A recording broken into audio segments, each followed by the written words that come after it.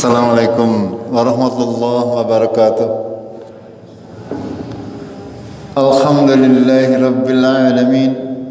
Nahmaduhu wa nasta'inuhu wa nastaghfiruh wa na'udzu billahi min sururi anfusina wa min sayyiati a'malina.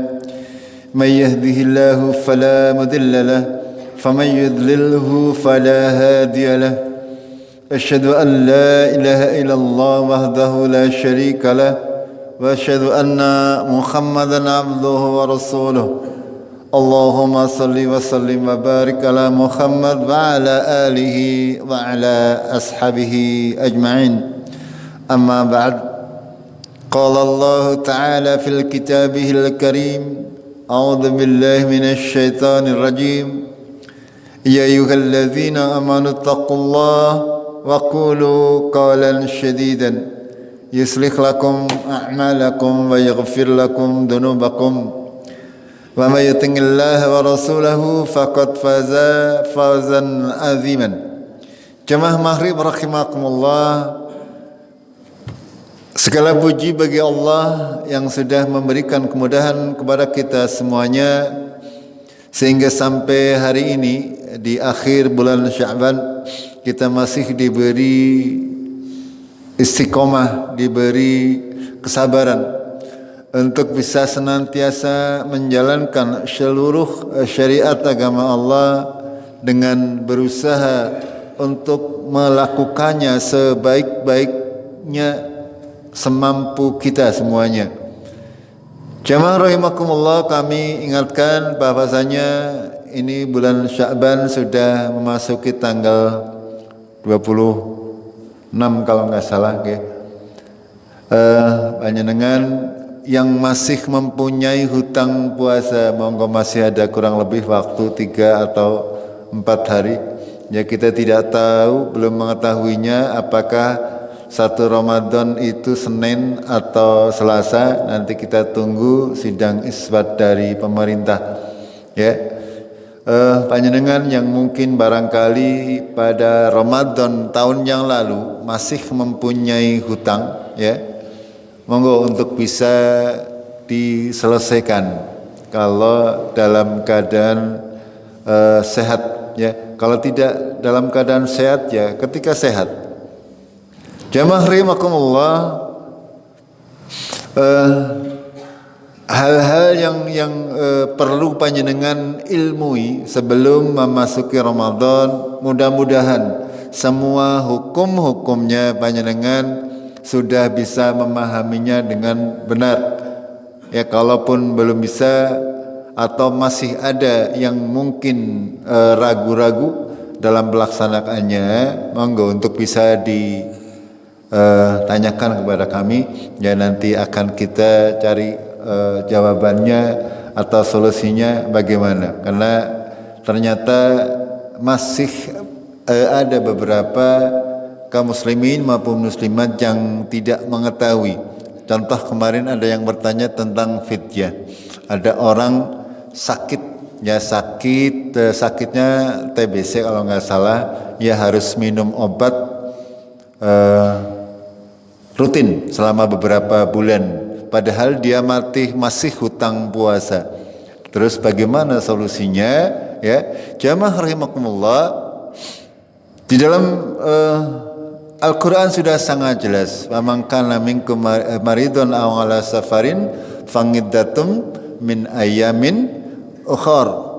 Ketika Allah mewajibkan berpuasa, sudah barang tentu Allah juga menjelaskan, ya, bagaimana ketika kita dalam keadaan safar maupun dalam keadaan sakit, yaitu dengan cara menggantinya di hari-hari yang lain, ya. Sedangkan untuk fidyah adalah Allah memberikan kelanjutannya, aman yutikunahu fidyatun ta'amu miskin.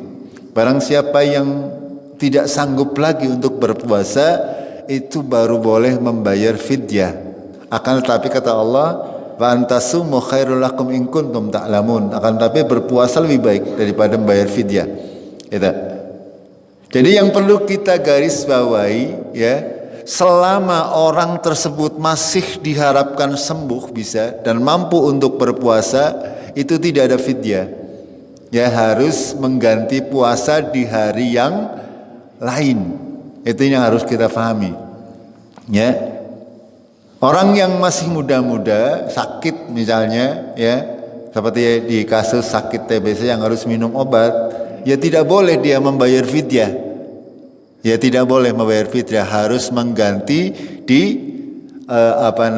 di hari-hari yang lain. Kalaupun tahun ini belum bisa, berarti dia masih berhutang, ya, untuk bisa dibayar di tahun berikutnya atau di bulan Syawal setelah Ramadan ini. Itu seperti itu.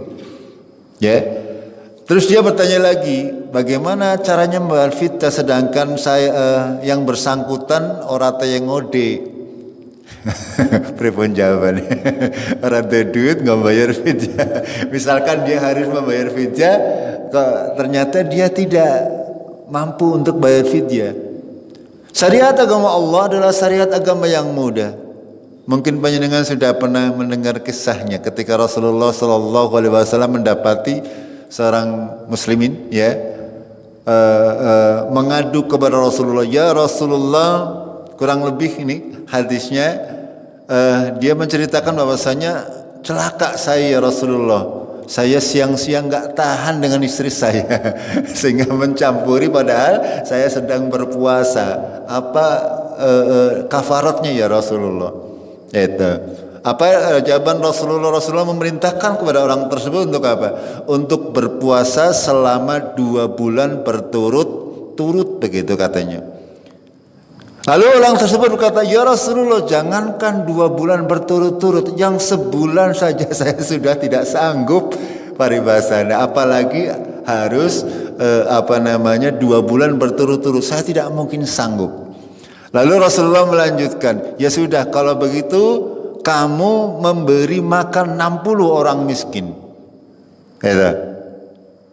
Ya Rasulullah, bagaimana saya bisa memberi makan 60 orang miskin sedangkan keluarga saya saja kadang makan kadang tidak, katanya.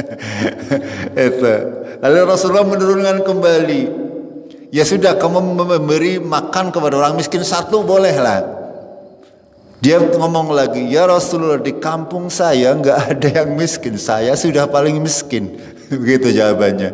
Apa jawaban Rasulullah? Ya sudah, berarti itu semuanya gugur kewajiban fidyah tersebut kalau memang benar-benar dia tidak mampu. Tidak ada kewajiban untuk membayar segala macam kafarat kecuali bagi yang mampu. Itu agama Islam sangat mudah, ya, semuanya dipermudah oleh Allah Tabarak wa Ta'ala. Begitu nggih? Ada yang masih mau dipertanyakan, silakan barangkali sebelum kita lanjutkan sedikit materi sudah lalu terkait bulan puasa. Monggo kalau ada, silakan saja.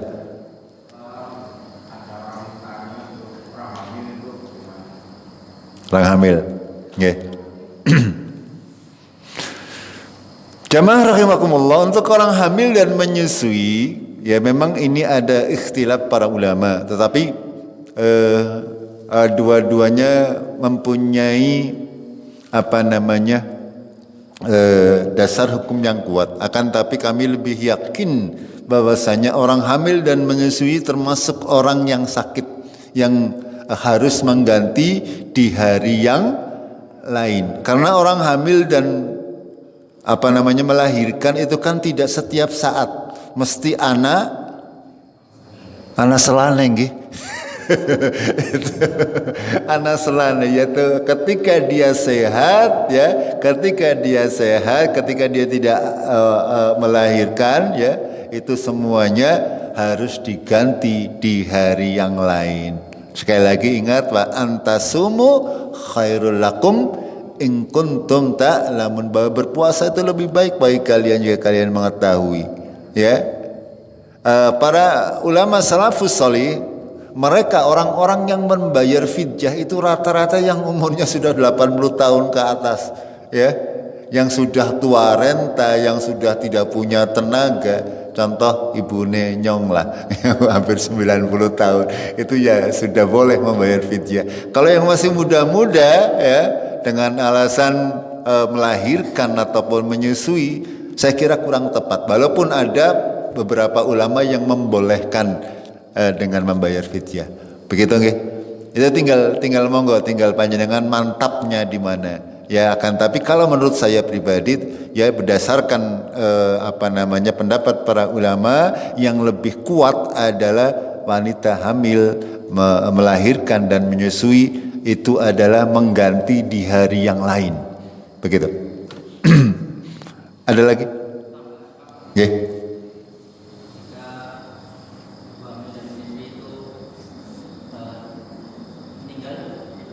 Gimana?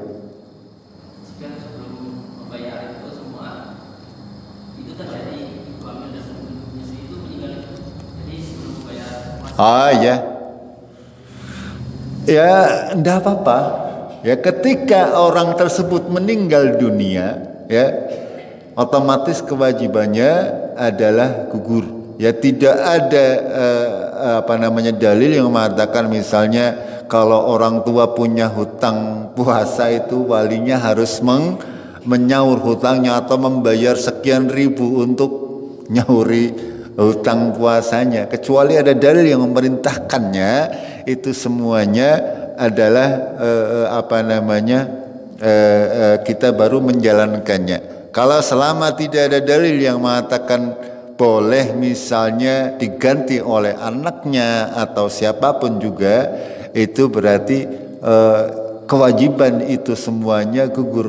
Begitu. Allah Maha Pemurah. Ya, ketika kewajiban itu datang ketika kita hidup. Ya ketika sudah, ya Allah lebih tahu lah ya. Allah lebih tahu apa yang terjadi kepada kita semuanya. Ya misalnya ada orang yang punya hutang puasa tapi meninggal dunia, ya sudah. Ya mudah-mudahan Allah akan menghapus itu semuanya. Kedudukannya hutang tersebut ya tidak ada tanggungan ya bagi orang lain untuk menggantinya. Itu seperti itu.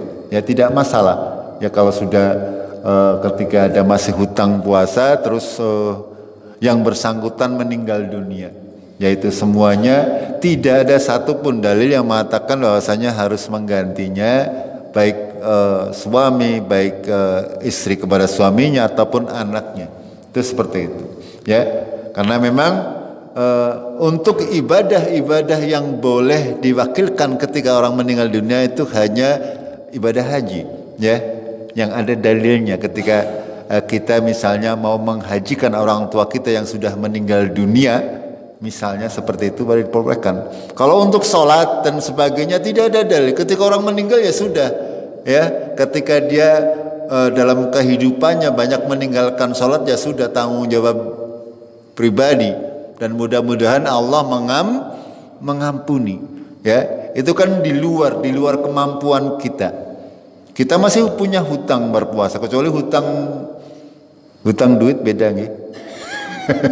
Itu hutang duit beda, ya, hutang uang, hutang harta itu menjadi tanggungan ahli waris. Tapi kalau hutang puasa, hutang sholat dan sebagainya tidak ada kewajiban untuk nyauri, ya, baik nyauri berupa amal maupun berupa harta.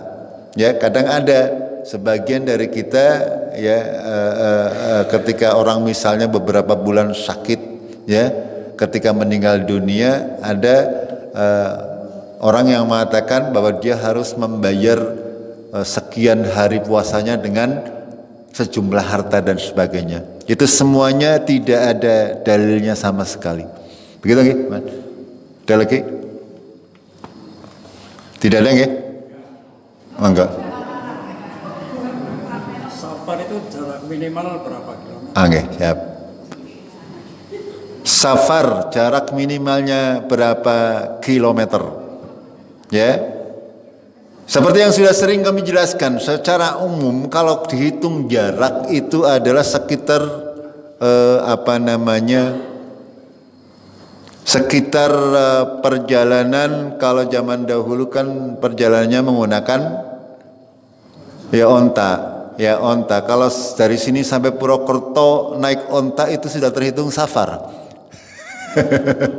Tapi kalau sekarang kan ya artinya apa namanya ya artinya itu semuanya fleksibel. Aturan bakunya itu para ulama juga berselisih, ya. Ada yang mengatakan untuk hari ini loh, nanti hari ini bisa ada yang mengatakan sekitar 80 km, ya, atau kurang daripada itu. Jadi pada prinsipnya, ya, ketika kita melakukan perjalanan jauh yang apa namanya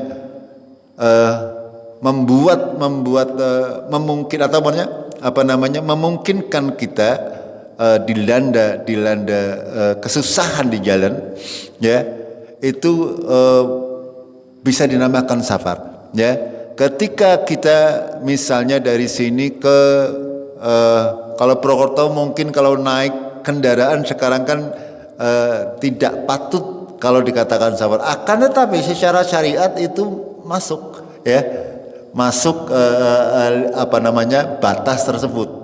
Akan tetapi sekali lagi itu semuanya kita kembalikan kepada apa namanya kemampuan kita, ya, karena memang ketika kita safar itu dua-duanya diperbolehkan, ya, baik itu yang berpuasa ya boleh, yang tidak berpuasa juga boleh. Zaman Rasulullah Sallallahu Alaihi Wasallam di bulan Ramadan sering terjadi safar. Safar beliau adalah untuk mengadakan jihad fisabilillah. Dan ada sebagian sahabat yang berpuasa, ada sebagian sahabat yang tidak berpuasa. Itu tergantung daripada kesanggupan atau kekuatan masing-masing. Hanya kita tidak boleh memaksa, ya, tidak memaksa. Artinya ketika kita memang mempunyai fisik yang lemah, ya, safar ke Purwokerto misalnya, ya, panjenengan naik mobil bis tukang mabok, ya sudah repot sekali mbok, gimana betul?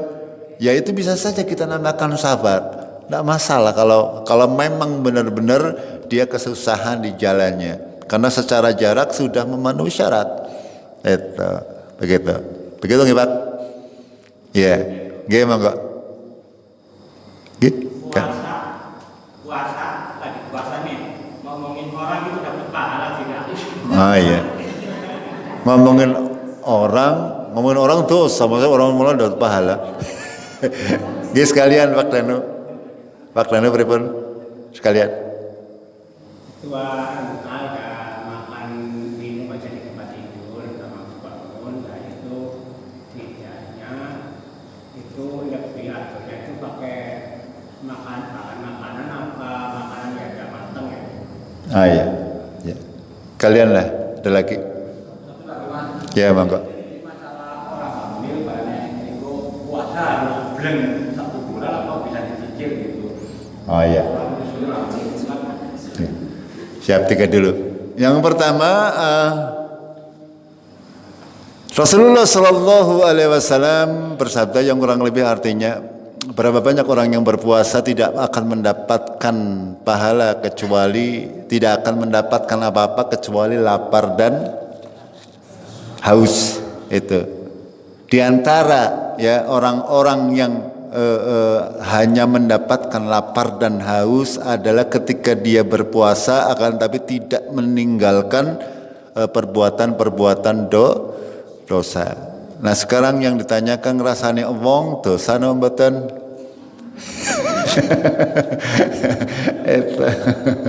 Ya, artinya kita tidak usah berpikir terlalu nyelimet perkara ini, ya. Faman ya'mal misqala dzarratin khairan yarah wa may ya'mal misqala dzarratin syarran yarah. Sekecil apapun kebaikan pasti akan dilihat oleh Allah, akan dibalas. Sekecil apapun keburukan pasti akan berdampak kepada dosa. Nah, ketika seseorang itu berpuasa sekaligus dia melakukan dosa-dosa, ya kalau sudah dosa besar itu jelas pahalanya akan hilang. Tapi kalau misalnya kesalahan-kesalahan kecil, ya, itu kemungkinannya berkurang, ya, tidak punah sama sekali. Karena hitung-hitungannya misalkan pahala puasa dapat 10 dikurangi pahala ngrasani wong kelalen, ya. Satu berarti asli sanga, ya, ngrasani loro berarti oli 8, angger ngrasani 10 ya genep lampung.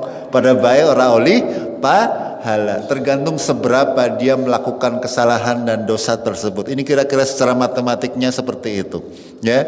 Ketika kita berpuasa makanya kita usahakan, ya, tidak berbuat dosa, ya, tidak berbuat dosa yang disengaja. Kalau yang tidak disengaja sih ya wong tidak disengaja nggih. Kadang kita mungkin karena ketidaktahuan, ya, karena keteledoran, itu semuanya kadang-kadang kita melakukan dosa. Tapi insya Allah, ya, Allah sudah menjanjikan kepada kita ketika kita menghindari dosa-dosa besar, insya Allah Allah akan menghapus, menutupi dosa-dosa kecil kita. Akan tetapi sekali lagi jangan dibikin gampang, ya. Allah engkau dihapus iki, jangan. Karena apa? Karena orang tidak ada dosa kecil kalau dilakukan terus menerus. Bohong ya termasuk dosa kecil sebenarnya. Tapi kalau dilakukan terus menerus menjadi dosa besar. Termasuk tadi ngerasani wong, dosa kecil sebenarnya. Tapi kalau dilakukan terus menerus menjadi dosa besar. Itu seperti itu. Paham nggak? Terus berikutnya terkait fidyah seperti apa? Ini semuanya tergantung, dua-duanya diperbolehkan, baik itu mentah maupun sudah matang, ya. Baik itu mentah maupun sudah matang, tergantung situasi dan kondisi. Ya, kalau sudah matang, kadang-kadang kita yang nggak cocok masakan. Ya, kadang-kadang kalau memberi matang, kalau nggak cocok masakannya malah kurang apa ya, kurang pas begitu. Ya, kalau saya menganjurkan adalah bahan mentah. Itu kalau saya menganjurkan. Tapi pada intinya diperbolehkan. Baik itu karena kita diperbolehkan. Misalnya panjenengan mau bayar fidyah, mengundang orang makan ke rumah, itu fakir miskin makan di rumah, ya sudah, itu termasuk bayar fidyah. Itu seperti itu. Kalau kayak para ulama salaf, ya, itu ketika mereka membayar fidyah, mereka mengundang orang miskin, ya, walaupun utangnya satu, kan wajibnya memberi makan satu orang fakir miskin, ya. Akan tetapi kalau kita sehari misalnya mau membayar fidyah, ngundang wong se-RT boleh, Pak. Memberi akan orang se-RT boleh. Setiap hari misalkan panjenengan punya orang tua, ya, 30 hari atau 29 hari tidak mau berpuasa, mau setiap hari mengundang orang 100 orang sehari, itu lebih utama. Itu, ya, minimal 1. Akan tapi lebih banyak lebih baik. Boleh diberikan dalam bentuk bahan makanan ataupun yang sudah siap santap, atau boleh juga kita mengundang orang tersebut ke rumah untuk makan. Itu seperti itu. Terus terkait wanita hamil, ya tidak harus sekaligus, ya, semampunya.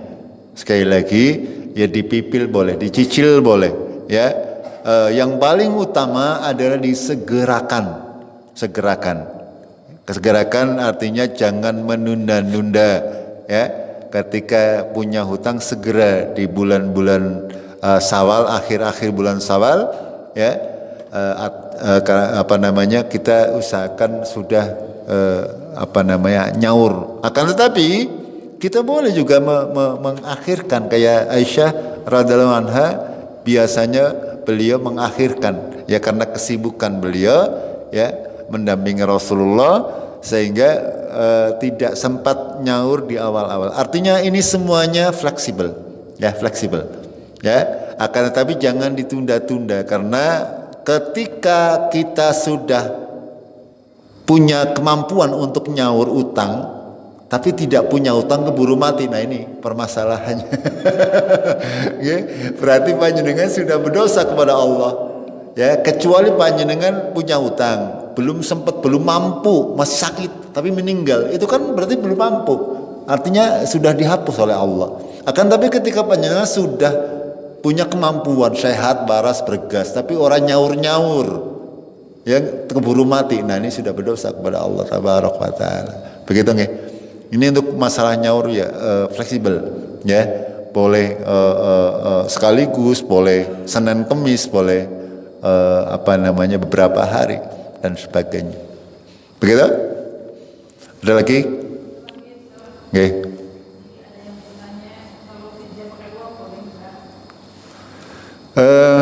Ini seperti fitrah ya. Fitrah boleh pakai uang apa tidak? Itu. Jawaban kami masih sama ya. Baik fidyah maupun zakat fitrah lebih afdol itu menggunakan bahan makanan. Ya karena memberi uang itu kadang-kadang di toko kena bukan makanan. Itu seperti itu ya. Jadi kita mengambil saya tidak mau berdebat perkara ini ya. Kita lebih mengambil lebih amannya saja, lebih amannya yang sesuai dengan ajaran Rasulullah Sallallahu ya tongamu miskin ora aweh duit. Tongamu miskin artinya memberi makan orang miskin, udu aweh duit wong miskin. Itu seperti itu ya, fidyahnya ayatnya jelas. Faman tatawwanga wa'alal ladzina yutikunahu fidyatun tongamu miskin. Ya barang siapa yang keberatan untuk berpuasa, ya maka fidyahnya adalah memberi makan orang miskin. Ya kalau memberi duit ya tadi artinya beda itu. Secara mudahnya seperti itu. Al-Qur'annya mengatakan demikian, maka berpedoman kepada Al-Qur'an itu lebih baik. Walaupun ya ada orang-orang sekarang ya, ulama-ulama sekarang atau ustadz-ustadz sekarang yang mengatakannya boleh-boleh saja memberikan zakat fitrah maupun fidyah dengan uang. Akan tapi bagi kami kembali kepada Al-Quran dan Sunnah itu lebih baik, lebih aman di hati kita. Begitu nggih? Ya, jadi lebih afdal, lebih baik itu dengan memberi makan ya, atau membelikan bahan makanan. Itu. Ada lagi? Tidak ada?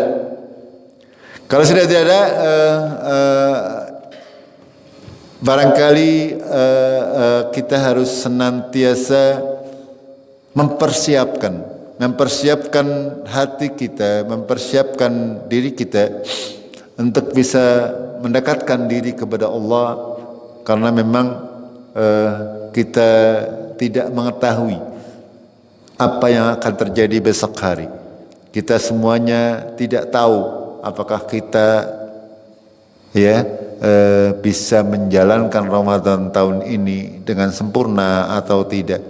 Jadi kita usahakan mengilmui apa-apa yang harus diilmui selama kita menjalani ibadah. Ya karena kalau kita beribadah tanpa dasar ilmu yang kuat, itu nanti ada bermacam-macam keraguan-raguan yang membuat ibadah kita tidak mendapatkan hasil yang semestinya. Termasuk berpuasa ini. Jangan sampai ya kita hanya mendapatkan lapar dan haus saja.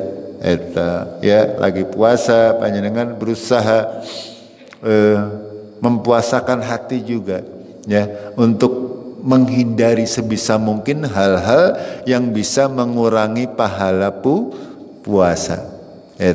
Ya kurangi hal-hal yang tidak bermanfaat, yang mendatangkan kerugian-kerugian. Jamaah rahimakumullah, itu terkait persiapan kita berpuasa.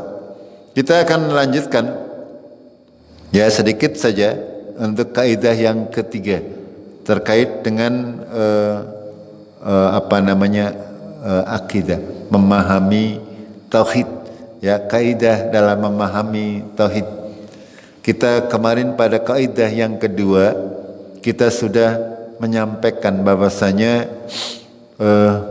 banyak manusia itu mereka menyembah selain Allah, tujuannya katanya adalah untuk mencari jalan atau namanya mencari rujukan, mencari wasilah, mencari orang yang dapat mendekatkan diri kepada Allah Tabarak wa Ta'ala, sehingga mereka menyembah selain Allah di dalam rangka apa?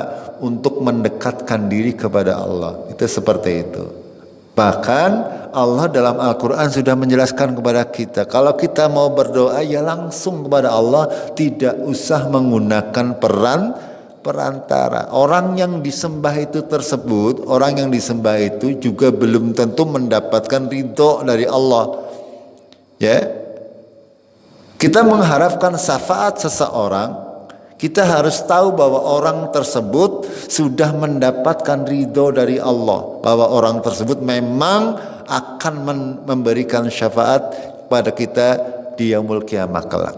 Contoh yang paling mudah adalah Rasulullah Shallallahu Alaihi Wasallam. Beliaulah yang dijamin pasti akan dapat memberikan syafaatnya bermanfaat bagi kita semuanya.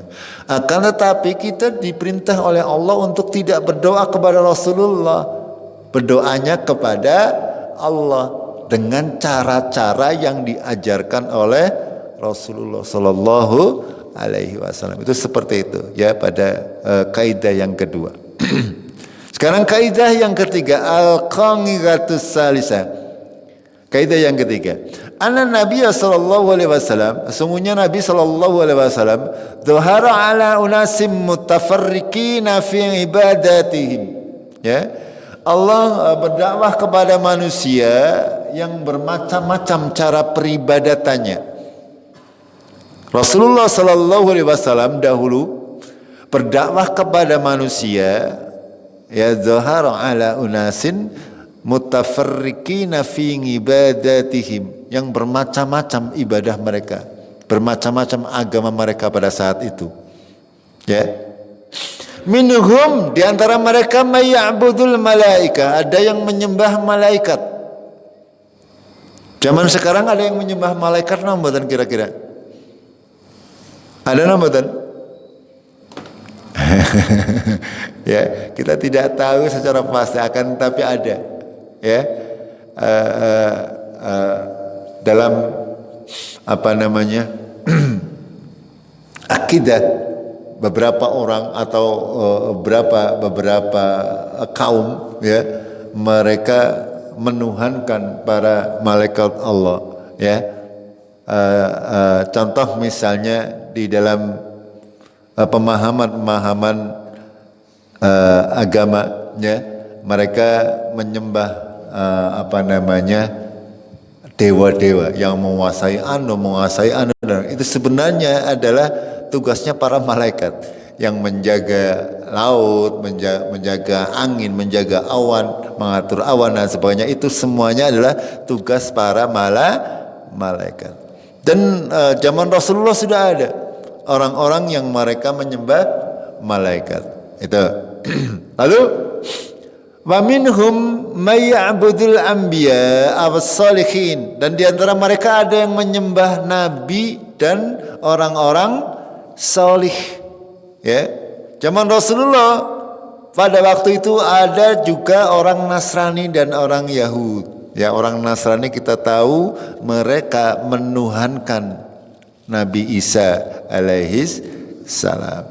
Begitu juga mereka juga menuhankan orang-orang soleh yang namanya Lata, Uzza, nama berhala mereka. Dahulu mereka adalah orang-orang yang ngetop lah, ya, orang-orang yang soleh yang mereka banyak melakukan kebaikan-kebaikan, sehingga pada akhirnya orang tersebut dibuatkan patung untuk mengenang jasa orang tersebut. Lama kelamaan orang solih ini disembah, walaupun orang solih tersebut tidak ridho.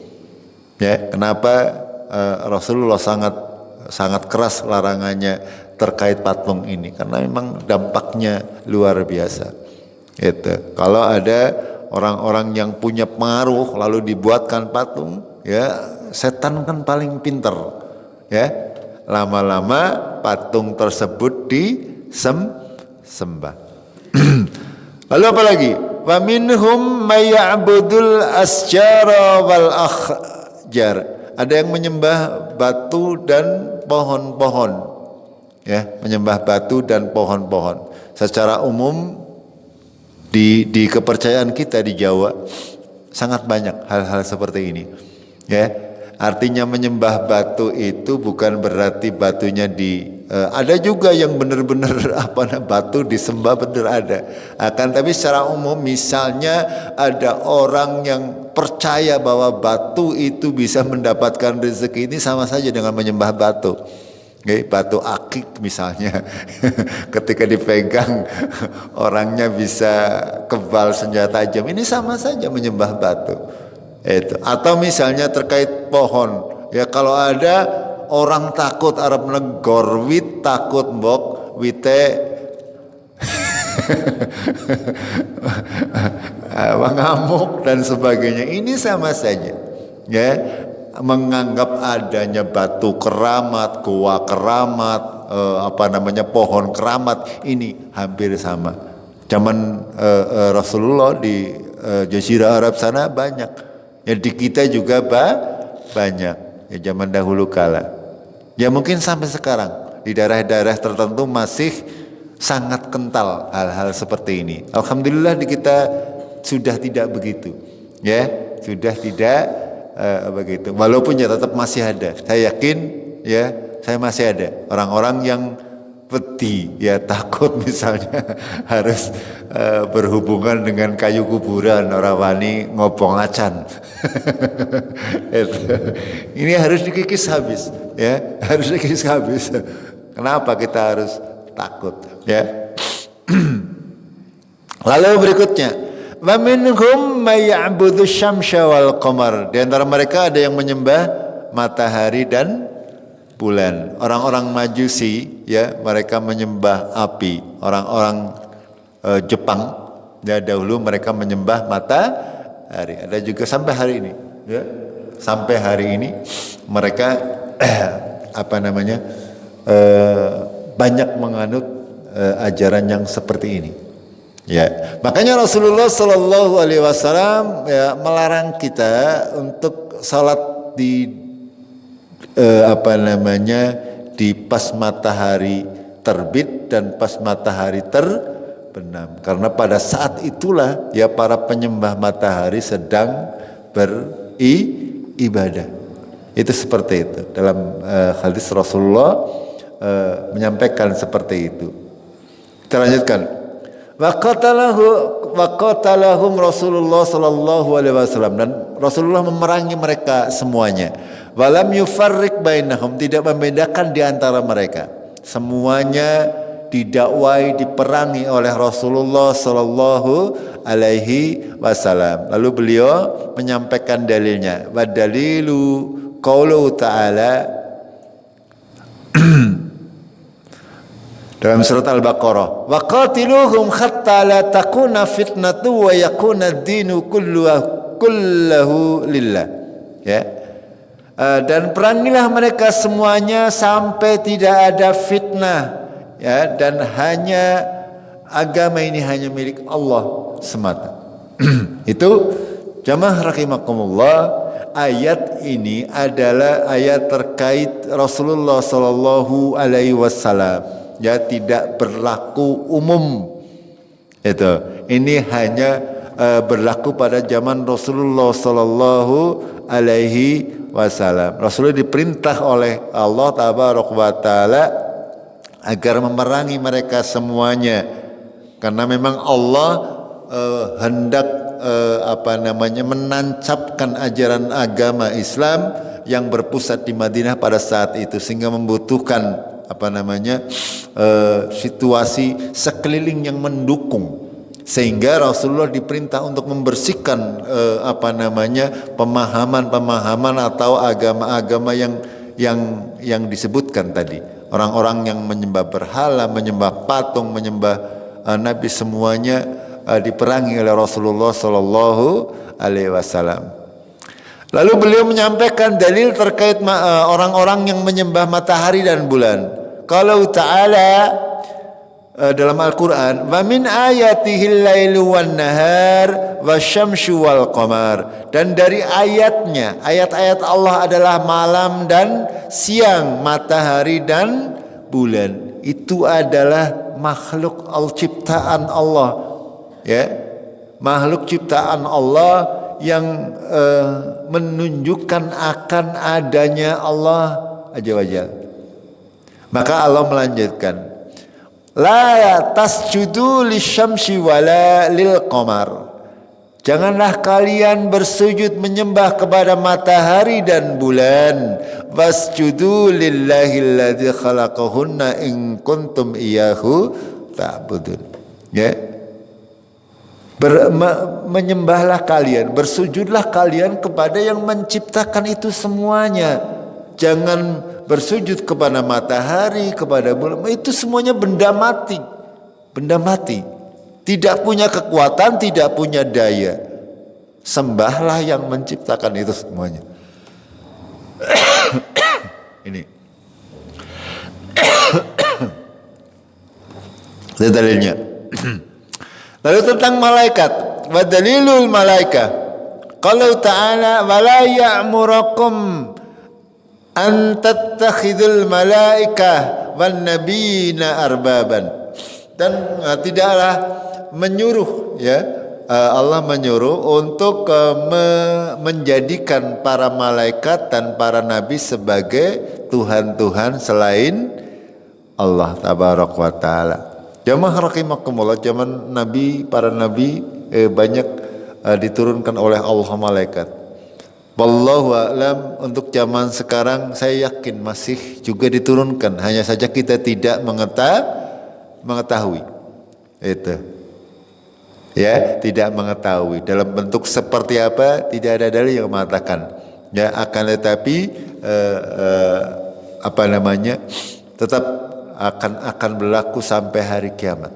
Hal seperti ini. Dan sebagian orang, sebagian manusia, mereka yaitu tadi, karena tidak mempunyai bayina, tidak mempunyai kitab yang nyata yang menjelaskan itu semuanya, sehingga mereka menjadikan nabi-nabi dan juga malaikat sebagai Tuhan-Tuhan selain Allah. Ya. Dalam agama-agama yang ada misalnya, itu mereka menuhankan orang yang membuat agama tersebut. Ya, panjenengan bisa baca ya terkait sejarah agama-agama. Mereka itu menuhankan orang yang mengajari, ya, mengajari. Dan mereka mempunyai kepercayaan terkait malaikat. Mereka menganggap bahwa malaikat itu sesosok makhluk yang mempunyai kekuasaan. Padahal malaikat tidak punya kekuasaan kecuali apa-apa yang diberikan oleh Allah. Lalu beliau melanjutkan, wa dalilul anbiya. Dalil tentang penyembahan kepada nabi. Qaulu ta'ala, perkataan Allah, firman Allah dalam Al-Qur'an, wa idh qala Allahu ya Isa ibn Maryam, ketika Allah berfirman ya kepada Isa bin Maryam. Kapan itu terjadi? Besok di yaumul qiyamah. A anta qulta lin-nasi ittakhiduni wa ummi ilahaini min dunillah. Ya. Nabi Isa diseru oleh Allah Tabaraka wa Ta'ala, hai Isa, apa kamu mengatakan kepada manusia agar manusia menyembah kamu dan ibumu? Itu perkataan Allah besok di yaumul qiyamah. Ya. Apa jawaban Nabi Isa? Qala subhanaka ma yakunu li an aqulu ma laisa li bihaqqin. Ya, maha suci Engkau ya Allah. Aku tidak mungkin mengatakan apa yang bukan menjadi hakku. Ya. Makanya antara agama Islam dengan agama Nasrani, Kristen ya, tidak mungkin bersatu karena orang Kristen itu mengatakan Isa itu adalah anaknya Allah, sedangkan agama Islam kita meyakini bahwa Isa itu adalah ya nabi ya. Mereka mengatakan bahwasanya Tuhan itu tiga, ada Tuhan Anak, Tuhan Biyung, Tuhan Bapak ya. Maka di Kristen sendiri itu berbeda-beda ya. Ada yang menjadikan ibunya Nabi Isa sebagai Tuhan tersendiri juga ada. Itu menyembah yang mereka sebut dengan Bunda Maria. Itu kalau kita mengatakan itu adalah Maryam ibunya Nabi Isa, anaknya Imron, bapaknya Maryam itu Imron ya. Termasuk diantara wanita-wanita solehah yang disebutkan di dalam Al-Quran. Itu seperti itu. Nabi Isa mengatakan seperti itu, subhanaka ma yakunu li an aqulu ma laysa li bihaqqin in kuntu qultu. Jika aku mengatakan demikian, faqad alimtahu. Kalaupun aku mengatakan demikian, engkau ya Allah pasti mengetahuilah. Engkau mengetahui, engkau maha mengetahui. Ini Nabi Isa ya. Nabi Isa besok dia mulia mengatakan demikian. Jika aku mengatakan bahwasanya hei orang-orang, kamu sembah aku, sembah ibuku selain daripada Allah. Di samping menyembah Allah, kalian harus menyembahku. Itu. Maka kalau Nabi Isa mengatakan demikian, sudah barang tentu Allah mengetahui. Nabi Isa sadar betul, makanya dia berkata demikian. Ya, in kuntu qultuhu faqad ngalimtahu. Jika aku mengatakan demikian, sungguh pasti engkau akan mengetahui. Ta'lamu ma fi nafsi, engkau mengetahui apa-apa yang dalam diriku. Wala a'lamu ma bi nafsik, aku tidak mengetahui apa-apa yang ada pada dirimu. Innaka anta ngalamul ghuyub. Ya, sesungguhnya engkau mengetahui, maha mengetahui perkara-perkara yang gaib. Itu dalil daripada penolakan Islam terkait orang-orang yang menjadikan para nabi sebagai Tuhan selain Allah. Dan ini semuanya ada di zaman Rasulullah Sallallahu Alaihi Wasallam sampai hari ini. Ya, artinya kita wajib untuk mendakwai mereka yang menyembah nabi-nabi selain daripada selain daripada Allah. Walaupun mereka tidak mau nerima, ya tidak apa-apa, kita berdakwah saja, menyampaikan bahwa itu semuanya tidak benar. Itu seperti itu. Wa dalilus salihin, dan dalil mereka menyembah orang-orang salih. Qalu ta'ala, Allah berfirman, ulaikal ladzina yad'una yabtaghuna ila rabbihimul wasilah. Orang-orang yang diseru, ya Tuhan-Tuhan yang mereka sembah, mereka yabtaghuna ila rabbihimul wasilah, ya, mereka mencari wasilah, jalan mendekatkan diri kepada Allah. Annahum ayyuhum aqrabu wa yarjuna rahmatahu wa yakhafuna adzabah. Orang-orang yang dianggap Tuhan oleh mereka, kata Allah, ya, mereka sendiri mereka mencari jalan mendekatkan diri kepada Allah, dan mereka mengharapkan rahmat Allah, dan mereka takut kepada azab Allah. Pantas enggak untuk disembah? Logikanya seperti itu. Mereka ini orang-orang yang disembah,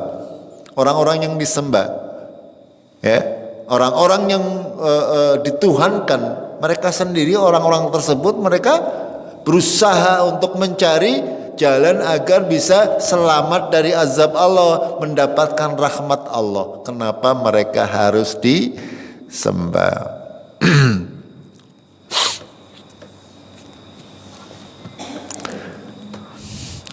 Lalu wa dalilu asjari wal akhjar. Qalu ta'ala, dalilnya adalah afara'aitumul lata wal uzza wal manata salisatal ukhra Ya, ini firman Allah dalam Al-Quran. Bagaimana pendapat kalian? Apa yang kalian ketahui tentang Lata, Uzza, dan Manah? Ya, itu 3 berhala yang ada di Saudi Arabia pada waktu itu yang dijadikan Tuhan oleh orang-orang kafir Quraisy. Itu mereka semuanya sebenarnya itu kan patung yang dibuat dari batu. Dahulunya yang namanya Lata itu nama orang Khalid, Uzza juga demikian, Manah juga demikian. Itu sebenarnya nama-nama orang-orang yang dianggap terpandang pada zaman dahulu. Lalu dibikin patung, ya, ditaruh di tempat-tempat untuk beribadah. Ini semuanya menandakan bahwasanya Rasulullah berdakwah kepada itu semuanya, dan tugas kita hari ini adalah meniru dakwah Rasulullah Sallallahu Alaihi Wasallam. Ketika ada pemahaman yang keliru terkait penyembahan berhala ini, kita wajib menolaknya dengan penolakan yang benar. Jangan membenarkan itu. Jangan pernah menganggap semua agama itu benar. Jangan, ya.